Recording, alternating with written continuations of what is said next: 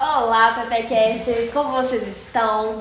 Gostaram dos nossos últimos episódios? A gente espera que tenha podido contribuir bastante aí, tanto tecnicamente, quanto com uma conversa gostosa entre amigas ginecologistas, e a gente tem enriquecido o máximo aí sobre os assuntos que a gente já falou. Se ainda tiver alguma dúvida, se ainda quiser falar algum relato pra gente, pode mandar no e-mail, pode mandar pra gente aqui.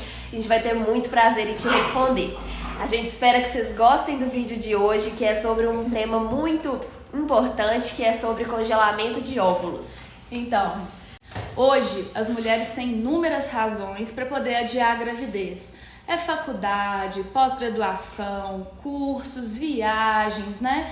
Então, só que a melhor hora do ponto de vista biológico para ela ter um neném pode não ser a melhor hora, por alguma razão social dessa que eu tô falando. E não só razão social, tem outras razões que as mulheres podem ter que adiar a gestação. Seja alguma, doença mais maligna, o câncer, né? Exatamente, existem outros fatores, que vão fazer com que seja melhor, se a mulher tiver essa oportunidade, poder congelar os óvulos antes de passar por certos procedimentos. Tem mulheres que têm doenças benignas, como endometriose, alguns cistos no ovário, em que a cirurgia pode tanto danificar quanto ter que tirar esses órgãos, e aí depois a mulher não vai ter oportunidade de engravidar de forma natural. Então é muito bom que seja oferecido a ela esse procedimento de congelamento de óvulos. Algumas mulheres que têm câncer e vão precisar passar por quimioterapia, radioterapia, isso pode danificar também o estroma dos ovários, o armazenamento e o ambiente ali para o amadurecimento desses óvulos. Então essas também são mulheres candidatas ao congelamento dos óvulos, aquelas que passam por algum tratamento de doenças autoimunes, que podem ter a reserva ovariana também avariada nesse sentido, Então são assim... Tem outras também que eu acho que a gente tem que lembrar, que é aquelas que não querem ter filho agora, mas também tem aquelas que não sabem se querem ter filhos. E às vezes no momento que elas decidirem ter, já pode ser tarde demais, né? Por quê, gente? Porque a gente nasce com um número limitado de óvulos. Esse é um número X que vai diminuindo ao longo da vida da mulher. Os ovários, eles apenas armazenam os óvulos. Ele não é uma fábrica. Exatamente, eles não produzem.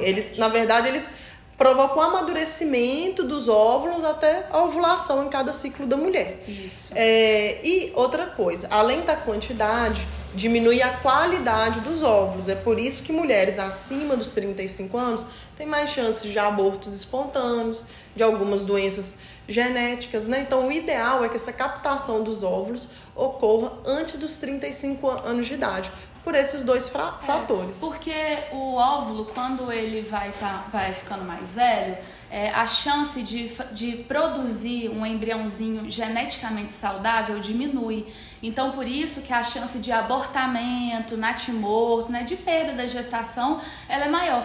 É diferente dos homens, porque os homens, eles vão renovando, Sempre vai tendo uma nova produção de espermatozoide. Nós, Exatamente. Infelizmente, não.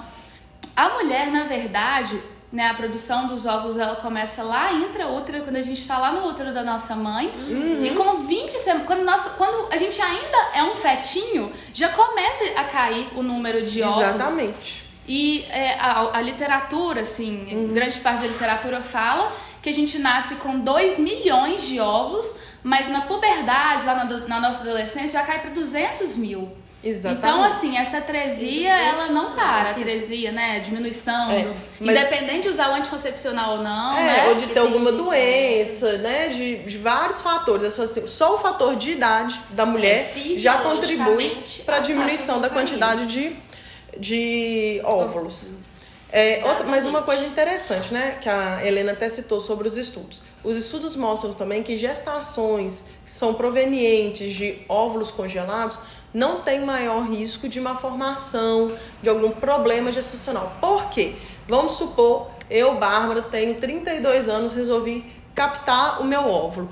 O meu óvulo, independente se é daqui a 5, 10 ou 15 anos, vai permanecer com a idade de 32 anos. O que pode acontecer é algumas doenças gestacionais, por exemplo, a diabetes, pré-eclâmpsia, hipertensão gestacional, pode acontecer? quando eu estiver mais velha? Sim, mas não por causa do óvulo congelado, é novamente pelo fator idade da mulher. Essas doenças podem ocorrer em qualquer idade, né, que Exatamente. a gente tem a gestação. Mas mulheres mais velhas, por questões do corpo da mulher, vão ter maiores chances de desenvolver esses problemas na gestação. Não tem nada a ver com se o óvulo foi ovulado, né? Se o óvulo foi ovulado espontaneamente ou se foi colocado, né, através de um procedimento de fertilização. Então, isso é importante. E é legal lembrar também, em relação à idade, que o que importa é a idade dos óvulos. Então, assim, se eu tenho 30 e poucos anos, eu vou pegar os meus óvulos. Se eu quero transferir lá com 40, depois dos 40, eu posso. A chance de gravidez não vai diminuir por causa da minha idade da transferência, da idade que eu resolvi engravidar, da idade do meu útero. Não importa a idade do meu útero, importa a idade dos meus óvulos. Por isso que é importante a gente lembrar, né, de captar com menos de 35 anos de idade, que é a melhor fase, porque ainda estão saudáveis, né? Exatamente. E outra coisa pra lembrar é que, né, a gente tá falando assim, mulher, mas assim, é uma ótima alternativa também pra casais LGBTI a mais, né? Isso. Exatamente. Então, tipo assim, é uma opção hoje em dia. Claro, como que funciona esse processo?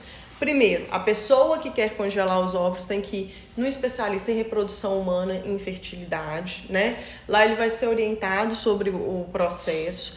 Há um acompanhamento da ovulação da mulher e a indução da ovulação com hormônios, né? Com hormônios.